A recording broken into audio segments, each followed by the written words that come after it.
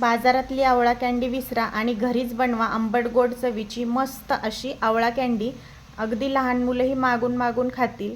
आता आवळ्याचे फायदे तर आपल्या सर्वांना माहितीच आहे. चला बघूया ही अशी पौष्टिक रेसिपी. त्यासाठी येथे मी 15 ते 20 असे ताजे आवळे घेतलेले आहेत. आवळे स्वच्छ पाण्याने 2 ते 3 वेळा धुवून कापडाने छान असे पुसून घ्यायचे आहेत. आता पुसल्यानंतर हे आवळे फ्रीजमध्ये 24 तासासाठी फ्रीजरमध्ये ठेवले होते. फ्रीजरमधून काढल्यानंतर त्याचे साल अशा पद्धतीने लगेच काढले जातात.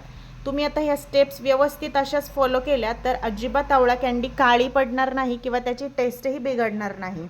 ह्या छोट्या छोट्या स्टेप्स आहे, पण त्यामुळे कँडी बनवण्यामध्ये तिच्या रंगात खूप फरक पडणार आहे. आता हे आवळे ज्यावेळेस आपण सोलून घेतो तर ते थोडेफार सोलले जातात, अगदी पूर्ण नाही गेले तरीही चालतील. आता पाण्यामध्ये चाळणीमध्ये ठेवून याला वाफ देऊन घ्यायची आहे. खूप असं अर्धा तास किंवा 15 ते 20 मिनिटासाठी उकडून घ्यायचं नाही, फक्त आवळ्याला आपल्याला वाफ द्यायची आहे. आता इथे अजिबात आवळे चिरलेले नाहीत किंवा उरलेलेही नाहीत, तर या स्थितीमध्ये काढूनच त्याचे साल काढून घ्यायचे आहेत, म्हणजे ते पांढरे शुभ्र राहतात आणि टिकायलाही भरपूर टिकतात, कारण त्यामध्ये अजिबात पाण्याचा अंश नसतो. अशा पद्धतीने हे काढून छान असे सेपरेट करून घ्यायचे आहेत आणि मस्त फॅनखाली सुकवायचे आहेत. 15 ते 20 मिनटं फॅनखाली ठेवल्यानंतर ज्यावेळी हे आवळ्याच्या फोडी ज्या आहेत त्या कोरड्या होतील, मग त्यानंतर ते साखरेमध्ये आपण काचेच्या भांड्यामध्ये साखर टाकून त्यामध्ये या फोडी ठेवून घ्यायच्या आहेत, घोळवून घ्यायच्या आहेत. त्याला खूप हाताने हाताळायचं नाही.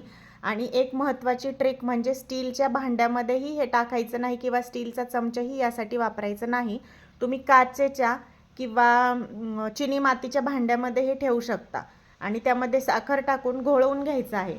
आता साखर घोळवल्यानंतर 2 ते 3 दिवसानंतर ही कँडी अशी दिसत आहे. आता ही मी बाहेर काढून सेपरेट करून ठेवली. त्यामध्ये टाकून घेऊया वरतून पिठी साखर, म्हणजे पिठी साखरेने त्यातला जो ओलावा आहे तो कमी होईल आणि आवळ्याला अजून छान अशी गोडी येईल.